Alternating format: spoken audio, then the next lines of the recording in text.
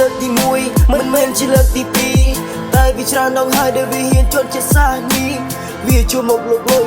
វាចូលមកចង់ឈ្លីវាចូលមកបំពេញឲ្យប្រជាជនវល់វីនៅថ្ងៃទី12ត្រូវនឹងខែ11វាបាញ់ប្រជាជនរបួសនឹងត្រូវមកស្លាប់មួយកូនស្រីរងនាមម្ដាយកំពុងទឹកព្រួយ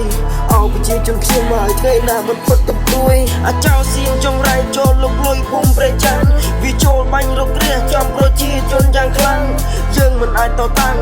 យើងមិនមានកម្លាំងតែយើងមានគំនិតចង់ទល់នឹងសត្វខ្មាំងវិល័យនេះវិល័យនោះដើម្បីបង្កសង្គ្រាមបង្កហេតុបង្កើតផលដើម្បីតែបងហូរឈាមយ៉ាងណាក៏ត្រូវស្ម័គ្រស្លាប់នេះហើយទឹកចិត្តទីហ៊ានចូលចង់ទីតាំងដើម្បីកម្ចាត់ខ្មាំងឈានទៀនជំសែននឹករលឹកដល់ទីហ៊ានទី18អាចោសៀងថកទៀតមិនដឹងទីចាប់យកទៅធ្វើអីខ្ញុំចាំអ្នករាល់ថ្ងៃសុខទុក្ខយ៉ាងណាយ៉ាងណីប្រពន្ធកូននៅពុំយំនឹកអ្នករៀងរាល់ថ្ងៃរួមចាំដល់ថ្ងៃដល់អ្នកត្រឡប់មកវិញគូបោកខ្ញុំគិតហើយមកខ្ញុំនេះទៅទិញព្រោះសារចង់បែបពេញមុំឯងលើបៃដកអ្នកចេញយ៉ាងណាក៏នៅទៅទិញចាំលើឲ្យអ្នកត្រឡប់មកវិញនៅថ្ងៃទី12ត្រូវនឹងខែ11វាបាញ់ប្រជាជនរបួសនឹងត្រូវមកស្លាប់មួយកូនស្រីរកនាមម្ដាយកំពុងទឹកព្រួយ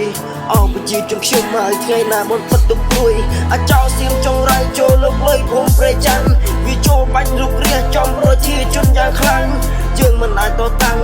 យើងមិនមានកម្លាំងតែយើងមានគំនិតចង់ទល់នឹងសត្វខ្មាំងវិល័យនេះវិល័យនោះដើម្បីបង្កសង្គ្រាមបង្កហេតុបង្កើតផលដើម្បីតែបងហូរឈាមយ៉ាងណាក៏ត្រូវស្ម័គ្រស្លាប់នេះហើយទឹកចិត្តទីហ៊ាន